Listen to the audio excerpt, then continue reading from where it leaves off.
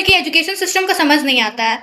NEET की paper leak हो रही है, एसएससी जीडी की पेपर रद्द की जा रही है, सीबीएसई में भी फॉल्ट आ गया। एक टाइम पे हम एग्जाम देते थे, हम भरोसे थे कि भाई सीबीएसई तो एकदम सही ही सही मार्क्स देगा, अब तो उस पर भी सारा भरोसा नहीं रहा है। हमें सिर्फ भरोसा हमें अपने बचपन के स्कूल टीचर्स पे ही रहा है कि हाँ उन्होंने तो फेयर कॉपी चेकिंग की होगी, उन्होंने तो हमारे हक का मार्क्स हमें दिया होगा, हमारी पेपर पोस्टपोन तो नहीं होगी, हमारी पेपर लीक तो नहीं होगी।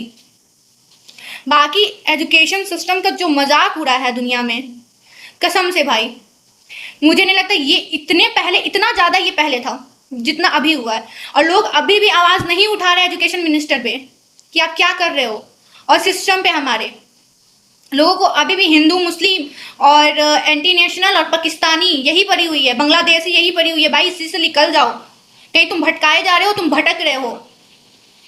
जो पढ़ लिख रहा है ना, अगर तुम नहीं पढ़ रहे हो, बैठ के अनुभक्ति कर रहे हो तो वो अलग बात है। जो पढ़ लिख रहा है एटलीस्ट उसका हक तो उसको मिलने दो। बच्चे रात दिन मेहनत करते हैं एक पेपर देने के लिए, और इन्होंने मजाक बना रखा है। बच्चे अपने करियर के लिए मेहनत कर रहे हैं, खून पसीना एक कर रहे हैं, लाखों लाखों फी दे रहे हैं। और जो ये मिनिस्टर्स बैठे हैं, इनकी डिग्री का क्या?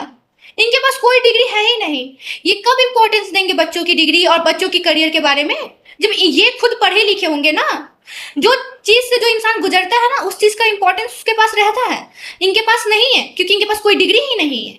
आप यूपीएससी का भी पेपर देने जाओ ना, जहां आपको रूल फॉलो करने हैं बनाए हुए, उसमें भी आपको इतने मेहनत लगेंगे, इतने अटेम्प्ट करने पड़ते हैं, जब तब जाके आपका निकलता है।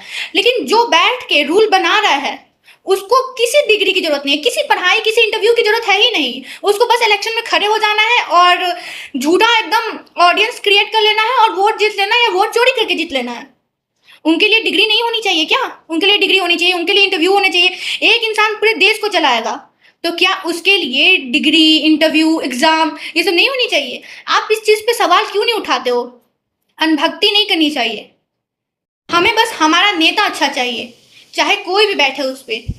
और हमें ये भी चाहिए कि एग्जाम होनी चाहिए, लीडर्स की भी एग्जाम होनी चाहिए, MLA, MP, PM, president, CM, एक एक सीट के लिए एग्जाम होनी चाहिए, और इतने टफ लेवल पे होनी चाहिए, यूपीएससी से भी ज़्यादा।